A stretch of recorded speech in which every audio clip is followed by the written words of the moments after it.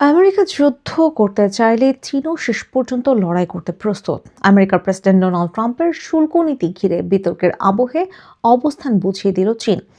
সমাজ মাধ্যমে আমেরিকায় চীনা দূতাবাস লিখেছে, আমেরিকা যদি যুদ্ধই চায়, তা শুল্ক যুদ্ধ হোক বা বাণিজ্য যুদ্ধ কিংবা অন্য কোনো যুদ্ধ হোক, আমরা শেষ পর্যন্ত লড়াই করতে তৈরি আছি।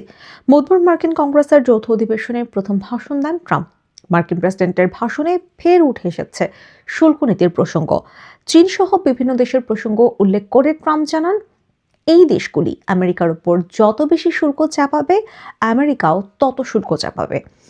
বস্তুত ট্রাম্পের প্রশাসন চীনা পণ্যের উপর শুল্ক চাপানোর পরে পাল্টা পদক্ষেপ করেছে শি জিনপিং এর প্রশাসন। আমেরিকার বেশ কিছু খাদ্যপণ্য এবং বস্ত্রের উপর আমদানি শুল্ক বৃদ্ধি করেছে বেইজিং। এই আবহে বুধবার মার্কিন কংগ্রেসের যৌথ অধিবেশন ট্রাম্প ফের একবার চীন, ব্রাজিল এবং ইউরোপীয় ইউনিয়নের নাম উল্লেখ করে অন্য দেশগুলিকেও শুল্ক নীতি নিয়ে হুঁশিয়ারি দিলেন। ট্রাম্পের হুমকির পরই আমেরিকায় চীনা দূতাবাস থেকে পাল্টা হুঁশিয়ারি দিয়ে রাখা হলো। চীনা পণ্যের ওপর ট্রাম্পের শুল্ক চাপানোর নেপথ্যে অন্যতম কারণ মাদকদ্রব্য ফেন্টানাইল।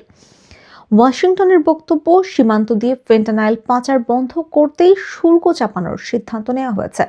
বেইজিংকে হুঁশিয়ারি দিয়ে এর আগে ট্রাম্প জানিয়েছিলেন, চীনে তৈরি বহু অবৈধ ওষুধ মেক্সিকো সীমান্ত দিয়ে আমেরিকায় প্রবেশ করলেও বেইজিং কোনো পদক্ষেপ গ্রহণ করেনি।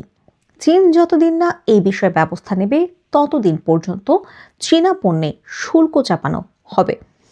যদিও চীনা বিদেশ মন্ত্রকের বক্তব্য, চীনা পণ্যের উপর শুল্ক চাপানোর জন্য ফেন্টানাইল প্রসঙ্গকে স্রেফ একটি অযৌক্তিক অজুহাত হিসেবে ব্যবহার করছে আমেরিকা। আমেরিকায় ফেন্টানাইল সংক্রান্ত সমস্যার দায় অন্য কোনো দেশের উপর চাপানো যায় না, এর জন্য দায়ী আমেরিকাই।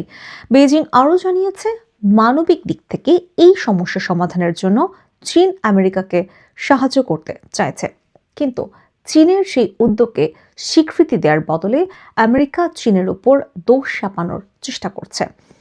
চীনা পণ্যের শুল্ক চাপানোকেও এক প্রকার হুমকি হিসেবেই দেখছে বেইজিং।